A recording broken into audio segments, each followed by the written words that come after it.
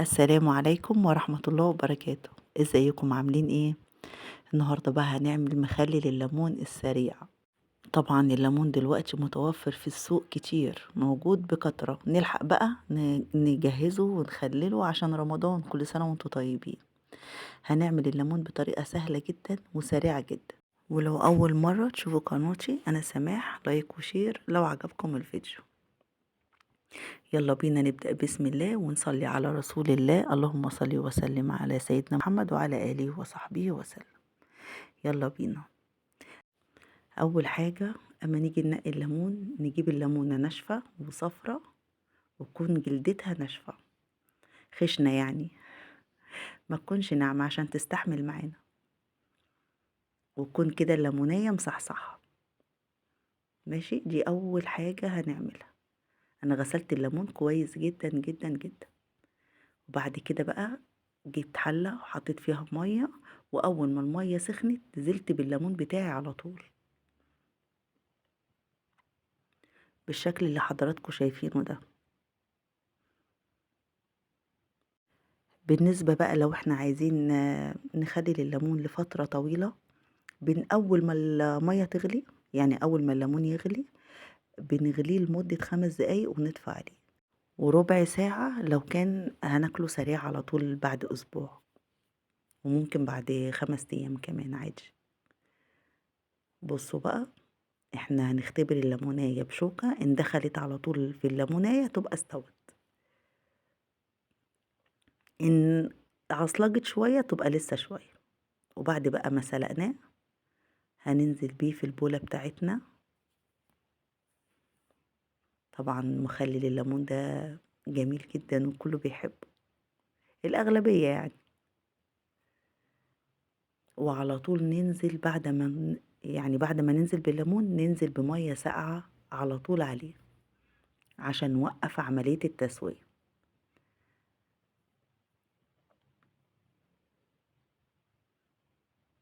وبعد كده نشطفه بقى كويس. طبعا مية الليمون اللي احنا سلقنا فيها الليمون مش هنرميها، هنشيلها وهنستخدمها في حاجات كتير.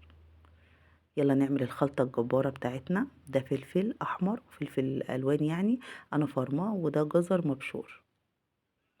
طبعا عايزين تحطوا احمر بارد او حامي براحتكم، انا حطاه شطة. ونزلت بالجزر المبشور ده،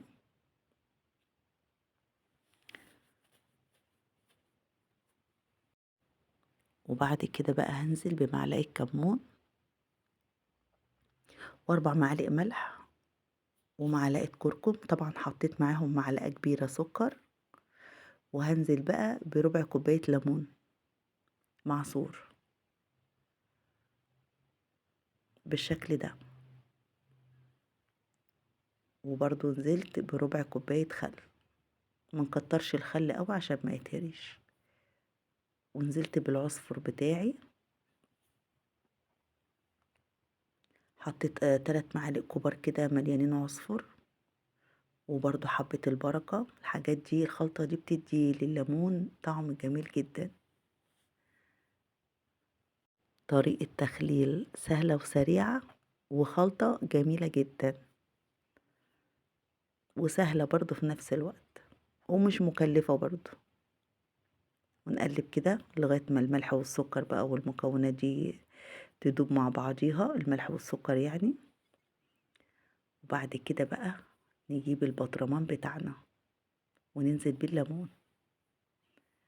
طريقة سهلة جدا جدا. وحبة خلطة، وبرضو هننزل بالليمون وحبة خلطة. نعمل كده لحد لما البطرمان بتاعنا يتملي.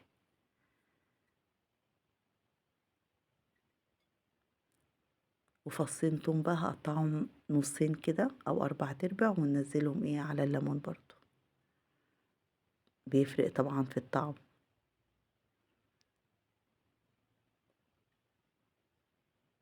مفيش اسهل من كده.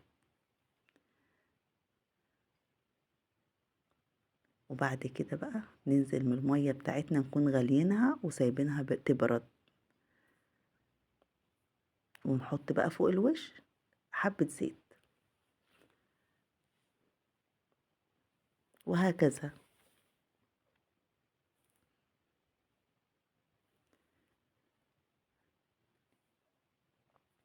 يبقى الليمون السريع اللي إحنا هناكله بعد أسبوع بنغليه لمدة 10 دقايق أو ربع ساعة، لكن الليمون اللي هو هنقعّده لحد رمضان هيقعد فترة، يبقى أول ما الليمون يغلي 5 دقايق بالضبط أو 7 دقايق بالضبط ونطفي عليه.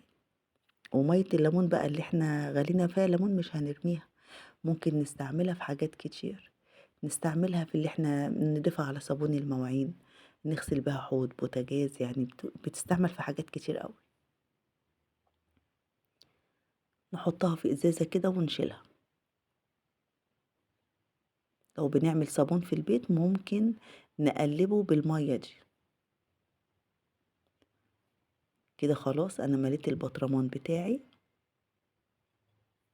لازم نسيب مكان عشان لمّا يعني نضيف الزيت يبقى في مكان للزيت من فوق الوش، عشان بيعمل طبقة عازلة وما بيعملش عفونة في للمخلل.